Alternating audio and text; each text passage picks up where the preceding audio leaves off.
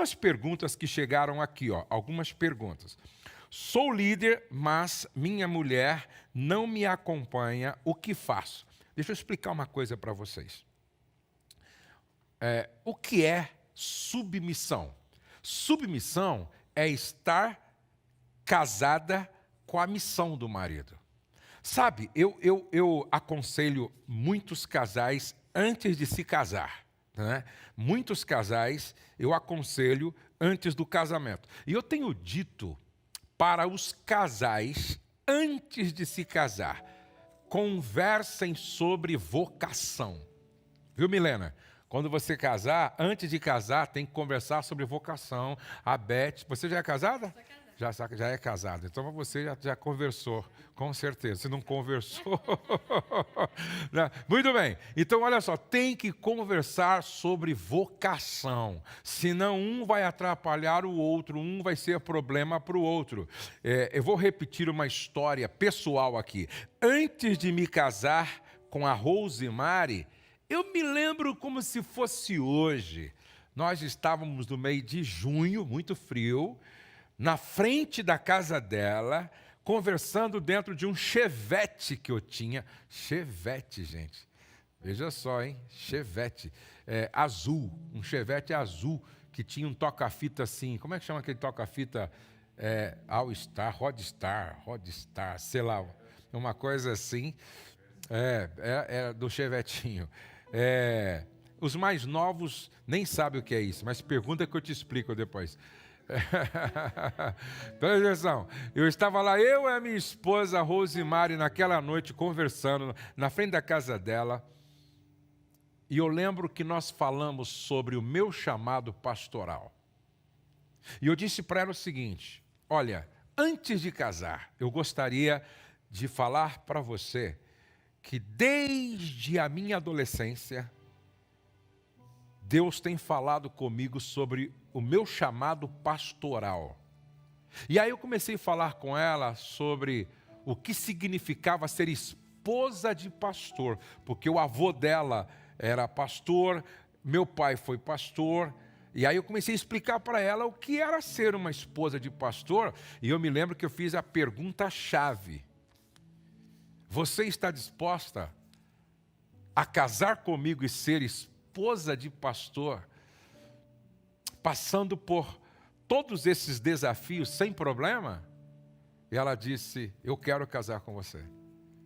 Eu estou disposta a ser esposa de pastor. Por isso a Rose nunca reclamou, pelo contrário, ela se casou com a minha missão.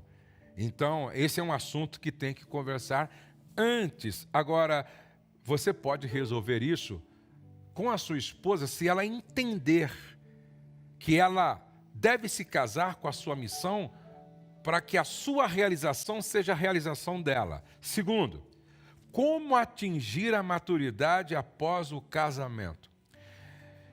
Preste atenção. Você precisa ser humilde para ter um coração ensinável, a fim de aprender e crescer. Segundo, você precisa amar a correção. E terceiro, maturidade vem com as experiências da vida. Por exemplo, a pandemia nos fez amadurecer. Certo? Quando você passa por uma prova na área, por exemplo, da saúde, enfermidade, você sai do outro lado um pouco mais maduro. E é interessante, sabe o que nos faz amadurecer bastante? Quando nasce o primeiro filho. Filhos nos amadurecem. O segundo filho, mais ainda. O terceiro filho, mais ainda. Aí os netos, preste atenção.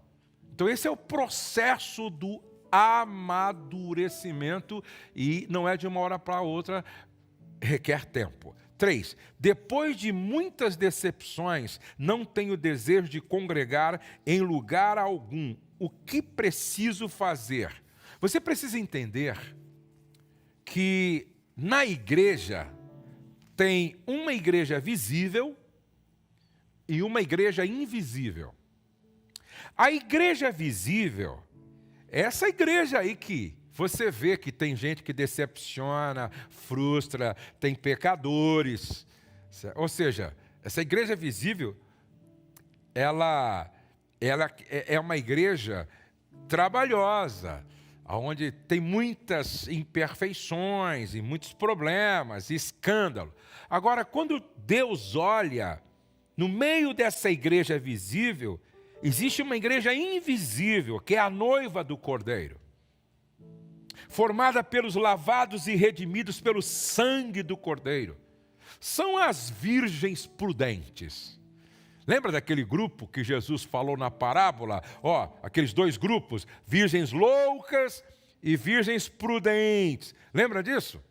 Então, olhe para cá. Tem o trigo e tem o joio. Deixa eu dizer uma coisa para você.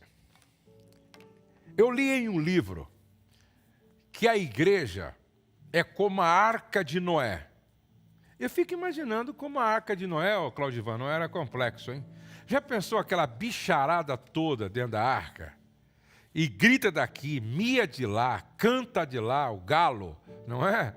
O rincha de lá, o cavalo. Agora, presta atenção, você já imaginou essa bicharada toda fazendo cocô na arca, xixi na arca, e gritando na arca? Agora, deixa eu te fazer uma pergunta. Apesar de toda essa confusão, qual era o melhor lugar? Dentro da arca ou lá no dilúvio, aonde o juízo de Deus se manifestava? Qual era o melhor lugar? Dentro da arca ou lá fora, debaixo do juízo de Deus, morrendo junto com os outros? Neste livro, o autor dizia o seguinte: por mais complexo que muitas vezes seja o ambiente da igreja, ainda é o melhor lugar. Vou repetir. Por mais complexo que seja o ambiente da igreja, ainda é o melhor lugar. Outro dia, alguém colocou na porta da igreja: perfeitos aqui não entram. Perfeitos aqui não entram. Sabe, eu ouvi falar de um irmão que ele desistiu da igreja. Ele desistiu da igreja, da sua igreja, e começou a procurar uma igreja que não tivesse problema. Aí ele encontrou com o irmão e o irmão perguntou: e aí, irmão, você nunca mais foi à igreja? Ele disse: não, estou procurando uma igreja que não tenha problema. Aí o irmão disse assim para ele: se você encontrar, não entra não. Senão a igreja vai ser problemática. Depois de muitas decepções, disse a igreja: como devo acentuar, incentivar meu marido a orar junto comigo? Primeiro que a oração a dois é importante, a oração em família é importante e a oração individual é importante. A oração deve ser algo que brota do coração. Tudo aquilo que é forçado não é válido.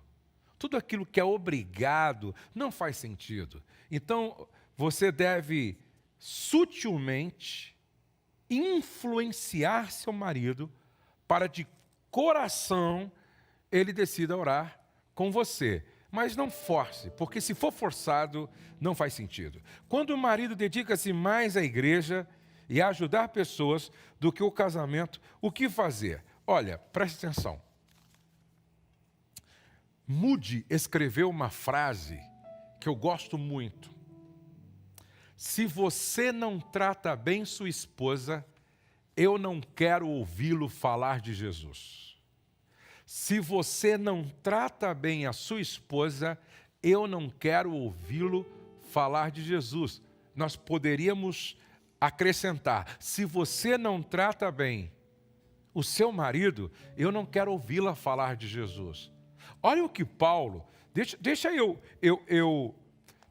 eu ler para este marido, para esta esposa, Olha o que Paulo escreveu aqui, ó, em 1 Timóteo, primeira epístola de Paulo a Timóteo, capítulo 5, verso 8.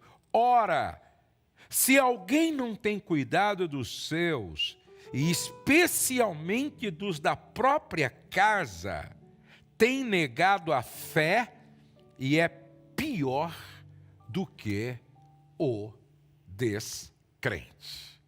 Então fica aqui esta palavra ao marido que se dedica muito mais à igreja e aos outros do que à própria família.